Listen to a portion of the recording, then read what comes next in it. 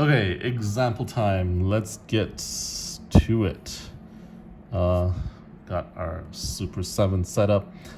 6, well, what do I know about 6 to do this? Well, I know 6 times 6 times 10 will give me 60, right? I know a double of that, so 6 times 20 is going to be giving me 2 60s, which is going to be like 120. So I'm going to do that. I'm going to say 120. So when 6 times 20, I get 120. Let's subtract that from our dividend. A 1, a 0, a 3. All right. Can I take out another 120 from here? Yeah, absolutely. So if I take out another 120, that means I should have another 6 times 20 here. If I subtract it, I get 1, I get 8, and I get 1. Okay. Can I take another 120 from this 181? You betcha. So that means I'm doing another times 20. I subtract 1, 6, 0, 61. Can I take away another 120 from here? No, I can't. But guess what? I can see right away that I can take a 60 away from here. That means, well, 6 times 10 gives me 60. So I'm taking a section of 6 times 10 away from the remaining dividend, and I'm left with a remainder of 1. Add these guys together. What do I get? I get 70, remainder 1. Okay, now is this faster than if you did long division? My feeling is long division will actually be faster. But you need to understand that 42 divided by 6 is 7. Okay? And then 7 times 6 is 42. Subtract, you don't have any remainders, you bring down the 1. Can 6 go into 1? No, 6 cannot go into 1. Remainder 1. Okay? So in many cases, long division is still going to be faster. However, you need to have a different sort of relationship in terms of understanding and fluency with your multiplications, single-digit multiplications, whereas here, you can basically break it down and do it at the level of your comfort, that you're comfortable with. Okay, let's do Super 7 here again. How can we do this? Well, we can do it just this way. 70. Well, how do I get 70? It's 7 times 10 gives me 70. I can remove 70 from here. Okay, that is a multiple of 10. So how do I 1? 12, that means it is 5, 151. Okay, can I take another 70 from here? Yeah, I can, but then I suddenly realized, well, 2 groups of 70 is 140. And that means it's a multiple of 20. So I'm going to kind of level this up a little bit. Can I subtract this? Yes, it's a 1. It's a 1. How many times can 7 go into this? Well, just once. Times 1, just once. Remember, you need to, don't forget this. That is going to give me 4. So my answer is going to be 10 plus 20 plus 1, which is 31, remainder 4. Okay. Now we got a big number, and you're like, whoa, do I really have to take, like, I know 9 times 10 equals 90. Do I really have to take 90 continuously from 9,000 something? I'm going to be here for a long time. And the answer is no, absolutely not. You need to be able to recognize that 9 times 100 is 900, and you can take 900 from here. You also can recognize that 9 times 1,000 means you're adding 3 zeros, which means 9,000, and you can take that from this, right? So that's what we're gonna do. We're gonna take 9,000 away from this because I know that 1,000 times 9 is 9,000, and that right away will give me 998. I know that 900 times 100 is 900, so what I'm gonna do is I'm gonna subtract 900 from here, and that's gonna be 98. I know that 9 times 10 is 90, and I'm gonna subtract it. 8 comes down. Can 9 go into 8? No, it cannot. 9 does not fit into 8. This is my remainder. What is my answer or quotient? Well, it's 9,000 plus 100 plus 10. So 1,110, remainder 8. Okay. Finally, our last one.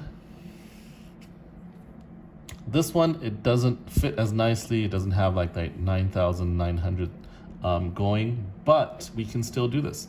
We know 8 times 10 is 80. We know 8 times 100 is 800. You should know this. If you don't know this, then you should be practicing your multiplications rather than trying to do division in large numbers at this level. Okay, 8 times 100 is 80. 8 times 100 is 800. So I can use that. I'm just gonna say 800. I take 8 times 100, 800, subtract, gives me a 7, gives me a 3, 13 subtract 8 gives me a 5, I believe. Yar. Okay, can I put another 800 in here? No, I can't. Can I do an 80? Yeah, I can. Can I do half of 100? Yes, I can. It really depends on your comfort level, but I know this, so I'm gonna use this. I know 8 times 100 is 800, so I know half of that, 8 times 50, is gonna be 400. Okay, 400 can fit in here, and that's because I'm comfortable with doing this. If you're not comfortable, you can just use your 80s and just do this 5 times if you want. Or you can recognize that 8 times 20 is 160. Yeah, you can do that as well. It's really up to you. This is my comfort level. I can use basically 8 times 50 is 400. I'll subtract, and I am here. Now I'm probably going to be using, times 10. So 8 times 10 is 80, and I'm going to subtract it, and that gives me 57. I could recognize that 8 times 7 would work here. However, if I don't know that, if my 8 times table is not that strong right now, I can go again with something that I'm comfortable with. I can still go with 8 times 2. Okay? I know 8 times 2 is 16. I can still do that. There's nothing wrong with that. It'll just take you a bit longer, right? So 57 subtract by 16 is 41. And at this point, like, oh, you know what? I can double that. And then this actually can help you with your multiplication fluency, because sometimes it helps, and then you can recognize that, well, by doubling this, I can actually do 8 times 4 is 32. So that's the double of 8 times 2 is 16. Okay. 41 subtract 32 is what? It's a 9. Okay. It is a 9. Can 8 go into 9? Yes, it can go into 9. It can go into 9 one time. I've noticed sometimes when kids do this, they forget this last part. Whenever it's just a single one, they forget the 1, but you need to remember that it is 8 times 1 that gives you that 8. so as an 8 fits into 9 one time, and you need to write that down. So 9 minus 8 gives you a 1. Can 8 fit into 1? Nope. So this is going to be your remainder. You need to add this up. So 100 plus 50, 150, 160, 162, 166, 167, remainder 1. 167, remainder 1. Alrighty, yeah, so that's basically how you do it. You can check your work. If you're like, I'm just gonna try this out, I'm comfortable with long division, I still want you to try this method out, just so that you have different ways and you have like kind of different perspectives in terms of how to do these types of questions. You can check your work using long division. Can 8 go into 1? No. Can 8 go into 13? Yes, it can go in once.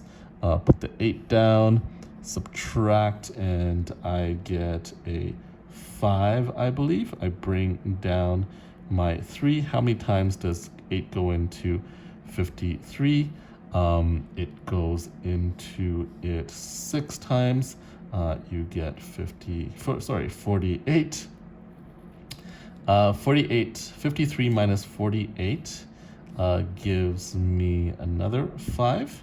And I bring down the 7, drop the 7, drop the 1's place. How many times does 8 go into 57?